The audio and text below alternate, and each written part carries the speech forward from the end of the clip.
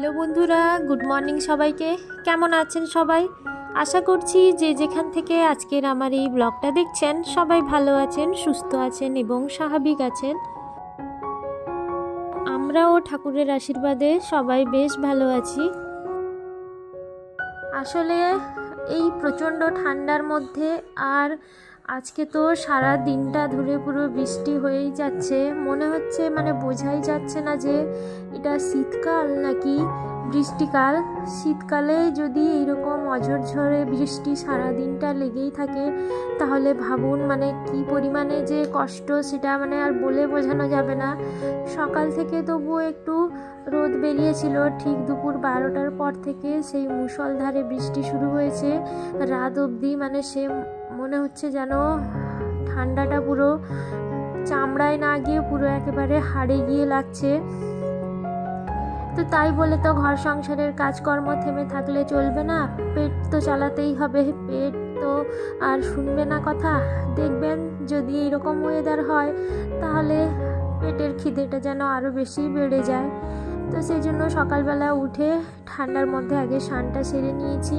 তারপরে অবশ্যই একটু গরম জলেই স্নান করেছি। যদিও বা আমি গরম জলে স্নান করা পছন্দ করি না, তবুও এত ঠান্ডার মধ্যে আর পারছিলাম না। ঠান্ডায় আমার একটা সমস্যা আছে যে নাকটা ভীষণ জ্বালা করে আর মাথা ভীষণ ধরে থাকে যদি বেশি ঠান্ডা লাগে। তো সেই জন্য একটু গরম জলটা নিয়ে স্নান করে নিয়েছি সকালবেলা। তো সেই জন্য স্নানটা করে একেবারে বিছানাটা গুছিয়ে নেব। বিছানাটা একটু ঝেড়ে তারপরে চুলটা আঁচড়ে গায়ে হাতে একটু ক্রিম লাগিয়ে নেব। তারপরে কপালে একটু সিঁদুর লাগিয়ে যাব ছাদে। জামা কাপড়গুলো একটু শুকোতে দিয়ে দিতে হবে, কারণ আমি যেহেতু পরের দিনকে ভিডিওটা এডিটিং ভয়েস ওভারটা দিচ্ছি, সেই জন্য আমি বলছি যে পরে যে বৃষ্টি হচ্ছিল সেটা আপনাদেরকে বললাম আর কি। যে আপনারা হয়তো ভাববেন যে এই তো বললো যে বৃষ্টি হয়ে যাচ্ছে, তার উপরে আবার কেন ছাদে এসছে। তো সকালবেলাটা একেবারেই বৃষ্টি ছিল না, এইভাবেই মেঘলা করেছিল আর কুয়াশায় ঢাকা ছিল আর প্রচণ্ড উত্তরে কনকনে ঠান্ডা হাওয়া বইছিল। তো সেই সময় আমি ভাবলাম যে জামা কাপড়গুলো একটু শুকোতে দিয়ে দিই, যদি একটু হাওয়া লেগে যায়। জামা কাপড়টা শুকোতে দিয়ে সকালের জল খাবার সবাইকে দিয়ে নিজে খেয়ে ঠাকুরকে জল বাতাসা দিয়ে চলে এসেছি নিচে। আজকে যেহেতু ওয়েদারটা এরকম, তো একটু ভালো মন্দ না খাওয়া হলে ঠিক জমে না। ওই জন্য চলে এসছে চিকেন। আর চিকেন হলে তো আর কোনো কথাই নেই, তেমন কোনো অসুবিধাই নেই। রান্নাবান্নার ক্ষেত্রে বেশি ঝুট ঝামেলাও নেই। তাড়াতাড়ি করে রান্নাটা শেষ করে নিয়ে গরম গরম চিকেনের ঝোল আর ভাত দুপুরে সত্যি ঠান্ডার মধ্যে আর বৃষ্টিতে জমেই যাবে। তো চিকেনটাকে প্রথমে সমস্ত কিছু উপকরণ দিয়ে, লবণ, হলুদ, জিরে গুঁড়ো, ধনে গুঁড়ো আর একটু সর্ষের তেল দিয়ে আর একটু দই দিয়ে ম্যারিনেট করে রেখে দিয়েছি। এবার একটা মিক্সিং জারের মধ্যে দুটো পেঁয়াজ একটু আধা পেস্ট ওরকম করে নিয়েছি, আর একটা মিডিয়াম সাইজের টমেটো, বেশ খানিকটা রসুন আর 1 ইঞ্চি মতো আদা। আর এর মধ্যেই আমি গোটা গরম মশলা, এলাচ, দারুচিনি আর লবঙ্গ দিয়ে দেবো। দিয়ে এবার এটারও একটা পেস্ট বানিয়ে নেব। ওদিকে আমি চিকেনের যে আলুটা সেটা ভাজতে দিয়েছিলাম, ভাজাও হয়ে গেছে। এবার ওটাকে নামিয়ে নেব। দেখবেন যে মাংস রান্না যেদিন হয় সেদিন কিন্তু তেমন কোনো রান্নার খুব তাড়াতাড়ি হয়ে যায়। মাংসটা কষাতে দিয়েই কিন্তু অন্যান্য সব কাজ হয়ে যায়। আলুটা ভাজা হয়ে গেছে। এবার তেলের মধ্যে কিছুই দেব না, শুধু গোটা জিরে আর একটু হলুদ দিয়েছি, যাতে আদা বাটাটা তো দেবো পরে, তো সেটা যাতে চারিদিকে না ছেটায়। আর তেলের মধ্যে একটু হলুদ দিলে দেখেছি কালারটাও বেশ ভালো আসে। পেঁয়াজটা ভাজা হয়ে গেছে। এবার ওর মধ্যে যে পেস্টটা বানিয়েছিলাম টমেটো, আদা, রসুনের, ওই পেস্টটা দিয়ে দেবো। দিয়ে এবার সামান্য একটু জল দিয়ে লো ফ্লেমে এটাকে ভালো করে কষিয়ে নিয়েছি। এবার ম্যারিনেট করা চিকেনটা ওর মধ্যে দিয়ে দেবো। আপনারা ভাবছেন হয়তো এইটুকু চিকেন কেন, আমাদের ঘরে বাবা চিকেন খান না, বাবার জন্য একটু মাটন আছে, হয়েছিল আগে, তো সেটাই গরম করে দেবো আর এটা আমরা খাবো। চিকেনটাও কষানো হয়ে গেছে। দেখবেন চিকেনটা যত ভালো করে কষানো হবে সেটা কিন্তু খেতে বেশ ভালো লাগে। আর চিকেনের যেহেতু পাতলা ঝোল হবে, ওই জন্য একটু ভালো করে কষিয়ে, লঙ্কাটা একটু কম দিয়েছি, ছেলে যেহেতু খায় তো সেই জন্য ওর জন্য একটু লঙ্কাটা কম দিয়েছি। এবার কষানো চিকেনের মধ্যে একটু গরম জল দিয়ে বা ঢাকা দিয়ে ফুটতে দিয়েছিলাম। কিছুক্ষণ ফোটানোর পর চিকেনটা সেদ্ধ হয়ে গেছে।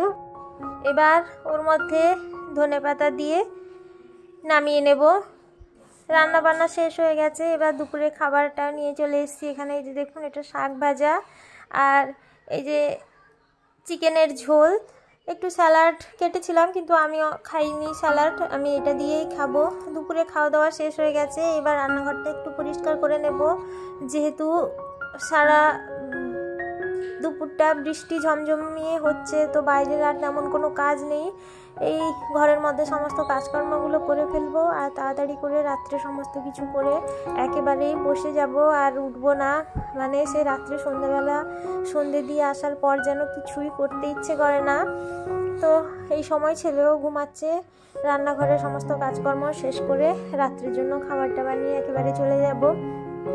তো যে বাসনগুলো পড়েছিল সেগুলোকে একটু ধুয়ে নেব। বাসনটা ধোয়া হয়ে গেছে। এবার বেসিন আর কলের চারিদিকটা, দেওয়ালে সব কিছু একেবারে ভালো করে পরিষ্কার করে দেব। প্রত্যেক দিন বিকেলবেলা যখন রান্নাঘরটা পরিষ্কার করি তখনই এইগুলো করে দিই, কারণ সারাদিনে অনেকটা জল এখানে ছেটায় চারিদিকে, তো একেবারে সাদা হয়ে যায় যদি পরিষ্কার না করি। তো পরের দিন এসে দেখবো গোটা সাদা হয়ে গেছে। জলে এতটা পরিমাণে আয়রন আছে, ওই জন্য একটু কষ্ট হলেও পরিষ্কার করে রাখলে বেশ ভালো হয়, দেখতেও ভালো লাগে। যদি এটা আমি না করি তো তাহলে এখানে পুরো একেবারে অবস্থা খারাপ হয়ে যাবে। এবার গ্যাস ওভেনটাকেও ভালো করে মুছে নেব। আজকে যেহেতু তেমন কোনো কিছু রান্না হয়নি, তো সেই জন্য গ্যাসটাও তেমনভাবে কোনো নোংরা হয়নি, মুছতেও বেশিক্ষণ টাইম লাগবে না। তো বাসনগুলো এভাবে রেখে দিয়েছি, পরে একটু জলটা মুছে রেখে দেব। এবার সমস্ত কিছু একেবারে ঝাড় দিয়ে পরিষ্কার করে নেব।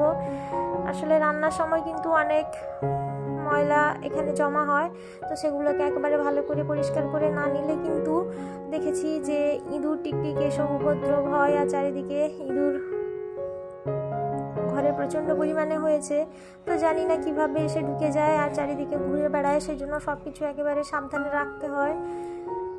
তো সমস্ত কিছু এইখানে যে এই ঝুড়িটা দেখছেন এর মধ্যে একটু মানে প্রয়োজনীয় বাড়তি জিনিসপত্রগুলো রেখেছি, মানে ধরো বেশি যে মশলাগুলো আছে ওগুলো এখানে রেখেছি, আর ছোট্ট কৌটোর মধ্যে যেগুলো রান্নার জন্য লাগবে সেগুলোকে তুলে রেখেছি। তো সেগুলো একটু গুছিয়ে গাছিয়ে রাখার চেষ্টা করছি, কারণ রান্নার সময় তো কখন কি তাড়াহুড়ো করে নিয়ে নিই, তখন আর গোছানোর কথা মনেই থাকে না। পরে যখন এগুলো রান্না শেষ হয়ে যায় তখন একটু গুছিয়ে নিই। এবার রান্নাঘরটা একেবারে ভালো করে ঝাড় দিয়ে দেবো। ছোট্ট রান্নাঘর, তেমন অসুবিধা হয় না। কাল বিকাল দুবেলা করেই ঝাড় দিয়ে দিই। আর এই যে রান্নাঘরের দরজাটাও দেখছি অনেক দিন ধরে একটু ময়লা হয়ে আছে, এমনি বোঝা যায় না, কিন্তু ভালো করে দেখলে বোঝা যায় অনেক ধুলো জমে আছে। তো সেগুলোকে পরিষ্কার করে নিচ্ছি। আর যেহেতু কিচেন চিমনি নেই, অ্যাডজাস্ট ফ্যান আছে, তবুও রান্নাঘরে চারিদিকে পুরো তেল চিটচিটে হয়ে যায়। দরজাটাও দেখছি হাত দিলে তেল চিটচিটে লাগছে, ওই জন্য সব কিছু একেবারে ভালো করে একটু মুছে নিচ্ছি। এই যে সুইচ বোর্ড, এটাও মানে কখন যে অ্যাডজাস্ট ফ্যানটা চালাই আর বন্ধ করি রান্না করতে করতে তেল হাতটা লেগে যায়, জন্য এটাকেও একটু পরিষ্কার করে নিচ্ছি। এবার রান্নাঘরটা মুছে নেব ভালো করে, তাহলেই আজকের মতো এখানে আমার কাজটা শেষ হয়ে যাবে। তো বন্ধুরা, আজকের মতো আমি আমার ব্লগটা এখানেই শেষ করছি।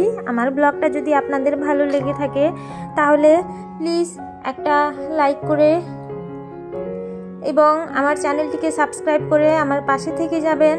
আর চ্যানেলটিকে অলরেডি সাবস্ক্রাইব করে ফেলেছেন তাদের প্রত্যেককেই আমি জানাবো অসংখ্য ধন্যবাদ, এভাবেই আমার সাথে থাকার জন্য, আমার পাশে থাকার জন্য।